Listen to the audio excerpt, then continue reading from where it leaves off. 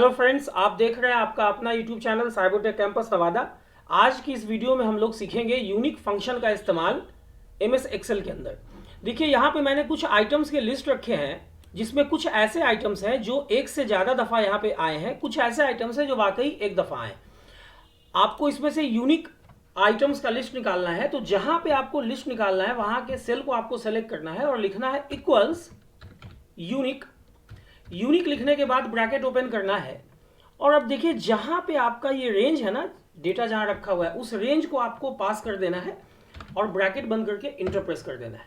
देखिए आपके सामने यहाँ पे इस रेंज के अंदर रखे हुए डेटा से यहाँ पे यूनिक आइटम्स का लिस्ट आ चुका है। बहुत बेसिक सा इस्तेमाल है।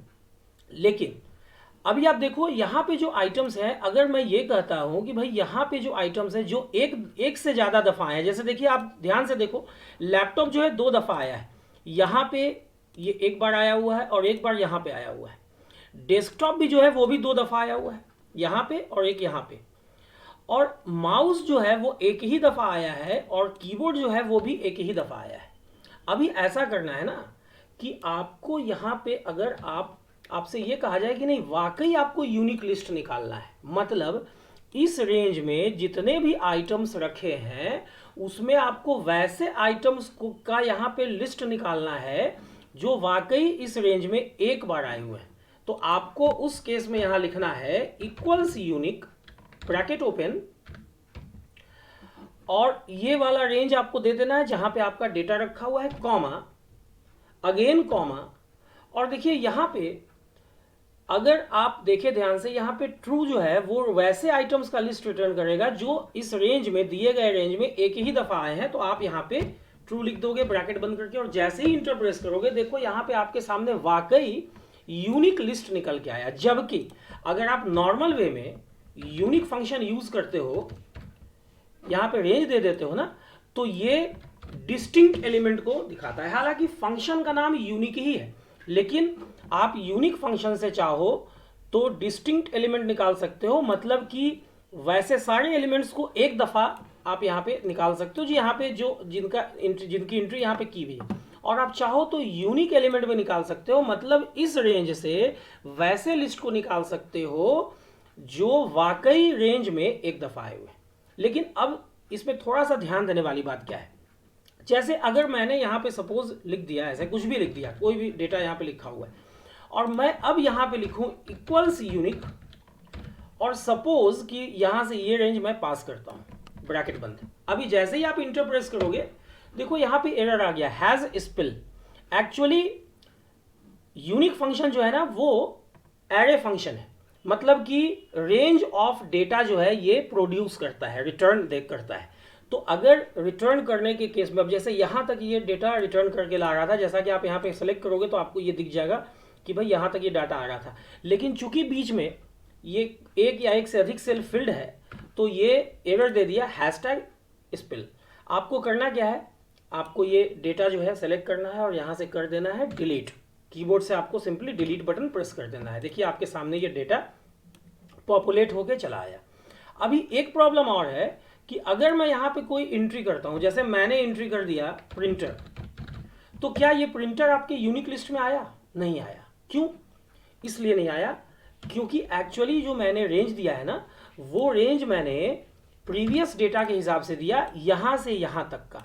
अब आप चाहते हो कि इसको मैं डायनेमिक बना दूं, तो भाई आपको करना क्या है ना कि ये जो आपका डेटा है यहाँ पे आप किसी भी सेल को सेलेक्ट कर लो और कीबोर्ड से कंट्रोल के साथ आपको टी दबाना है। कंट्रोल टी जो है ना वो टेबल बनाने के लिए यूज होता है। तो ये चलिए मैंने सेलेक्ट कर लिया और मैंने यहाँ से कंट्रोल के साथ कीबोर्ड से टी दबाया। अब ये एक टेबल आपका बन गया। ओके करना है आपको। अब देखो ये आपका टेबल बन गया, ये एरो आ रहा है, मतलब ये आपका टेबल है। अब बहुत सिंपल है, आपको डिस्टिंक्ट एलिमेंट का लिस्ट निकालना है। आप लिखोगे इक्वल्स यूनिक और यहाँ पे आप ये रेंज पास कर दोगे। अभी कोई बात नहीं, चूंकि ये टेबल बना हुआ है, अभी देखना क्या फायदा होगा। इंटर किया, ये डिस्टिंक्ट एलिमेंट्स का लिस्ट आ गया है। उसी तरह से अगर आप यूनिक, वाकई यूनिक एलिमेंट का लिस्ट निकालना चाहते हो तो यूनिक, ये रेंज आप डाल दो, कॉमा अगेन कॉमा और यहाँ पे आप ट्रू लिख दो, ब्रैकेट बंद, इंटर। लेकिन अब टेबल बनाने से ये फायदा हुआ कि अगर मैंने एक कोई आइटम यहाँ पे फिर से एंट्री किया तो देखो ये आइटम यहाँ पे आ चुका है। मतलब अब आप आराम से नीचे की तरफ एंट्री कर सकते हो और यहाँ पे ऑटोमेटिकली यहाँ पे वो आइटम पॉपुलेट होके आता रहेगा। तो ये आप लोगों ने अभी तक सीखा यूनिक फंक्शन का बेसिक, कैसे आप यूनिक फंक्शन के इस्तेमाल से डिस्टिंक्ट एलिमेंट को निकाल सकते हो, कैसे आप यूनिक फंक्शन के इस्तेमाल से यूनिक एलिमेंट को निकाल सकते हो, कैसे आप यूनिक एलिमेंट से को इस्तेमाल कर सकते हो वर्टिकल डेटाबेस के ऊपर। अब हो सकता है कि आपके सामने डेटा इस तरह से हो हॉरिजॉन्टल वे में, तो इस केस में अगर आपको सपोज कि यहां पे भी आपको डिस्टिंक्ट एलिमेंट निकालना है, मैं यहां पे डिस्टिंक्ट भी लिख दे रहा हूं और मैं यहां पे यूनिक भी लिख दे रहा हूं। तो अगर ऐसा करना है तो आप यहां लिखोगे इक्वल्स यूनिक ब्रैकेट ओपन, ये आपका डेटा का रेंज है। आप चाहो तो यहां पे भी कंट्रोल टी से टेबल बना सकते हो, कॉमा। अभी देखो यहां पे आप जो है ना बाय डिफॉल्ट ये जो सेकेंड आर्गुमेंट का वैल्यू जो पिछले एग्जांपल में मैंने यहां पे नहीं दिया ना, वो बाय डिफॉल्ट क्या होता है, फॉल्स होता है।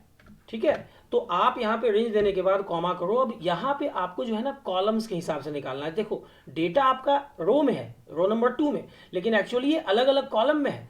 तो आप कॉलम वाइज के लिए यहां पे ट्रू दे दो, कॉमा, और ये जो थर्ड आर्गुमेंट है ये भी बाय डिफॉल्ट, ये वाला जो है बाय डिफॉल्ट फॉल्स होता है। चलो इस बार मैं फॉल्स दे ही देता हूं। देखो आपके सामने डिस्टिंक्ट एलिमेंट का लिस्ट आ गया रो वाइज, लेकिन अगर आप यूनिक एलिमेंट का लिस्ट निकालना चाहते हो तो आप लिखते हो इक्वल्स यूनिक, उसके बाद ब्रैकेट ओपन करने के बाद आपने ये रेंज दिया as a first argument, comma, यहां पे कॉलम वाइज आपको निकालना है, ट्रू दिया, कॉमा, और यहां पे डिस्टिंक्ट एलिमेंट को निकालना है तो यहां पे आपको फॉल्स दे देना है।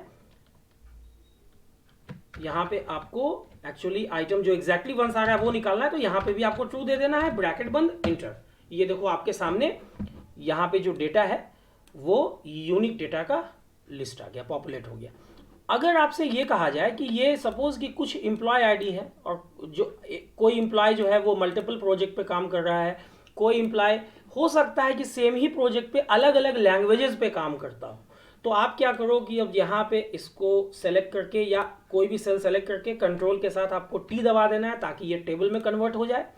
अब यहाँ पे आप यूज करते हो इक्वल्स यूनिक, और इस बार आप ये एरे में ये पूरा रेंज डाल देते हो, कॉमा, या अभी आप चाहो तो ऐसे सिंपल ब्रैकेट बंद करके इंटर प्रेस करते हो। देखो यहाँ पे आपके सामने जो लिस्ट आया है इसमें E001 P1 एक ही दफा है, जबकि यहाँ देखो E001 ये 2 दफा है, लेकिन इन दोनों को इसने एक ही रिकॉर्ड माना है क्योंकि दोनों का एम्प्लॉय आईडी का वैल्यू भी सेम है प्लस प्रोजेक्ट का वैल्यू भी सेम है। अगर मैं यहां पे मॉडिफाई कर दूं, इसको मैं कर दूं P2, ओके, यहां पे मैं P2 कर दे रहा हूं, तो आप देखोगे कि ये लिस्ट भी यहां पे पॉपुलेट होके चला आया है। और चूंकि मैंने टेबल बना के इसको इस्तेमाल किया है, तो आप अगर यहां पे कोई नया रिकॉर्ड डालते हो तो देखो वो भी आपका यहां पे पॉपुलेट होके आ रहा है। तो इस तरह से आप चाहो तो यूनिक फंक्शन का इस्तेमाल वैसे डेटाबेस के लिए भी कर सकते हो जो मल्टीपल कॉलम्स का हो। यहाँ पे तो मैंने एग्जाम्पल के रूप में 2 ही कॉलम लिया है, आप चाहो तो 3, 4, 5 कॉलम पे भी इसको प्रैक्टिस कर सकते हो। तो उम्मीद करता हूं कि एक्सेल के अंदर यूनिक फंक्शन का बेसिक आप लोगों का क्लियर हुआ होगा, प्लस यूनिक फंक्शन को कैसे वर्टिकल डेटाबेस में यूज कर सकते हैं, कैसे हॉरिजॉन्टल डेटाबेस में यूज कर सकते हैं, ये भी आप लोगों ने सीखा होगा। यूनिक फंक्शन के थ्रू कैसे आप डिस्टिंक्ट एलिमेंट को निकाल सकते हैं, कैसे आप यूनिक एलिमेंट को निकाल सकते हैं, ये भी आप लोगों ने सीखा होगा। उम्मीद करता हूं कि वीडियो आप लोगों को पसंद आई होगी। अगर वीडियो पसंद आई हो तो लाइक शेयर करना ना भूलें। जिन लोगों ने भी चैनल को अभी तक सब्सक्राइब नहीं किया है, चैनल को सब्सक्राइब कर दें, बेल बटन को हिट कर दें ताकि जो भी अपडेट मैं दूं उसका नोटिफिकेशन सबसे पहले आप लोगों तक पहुंचे। वीडियो के अंत तक बने रहने के लिए आप लोगों का बहुत बहुत शुक्रिया, धन्यवाद, थैंक्स अ लॉट।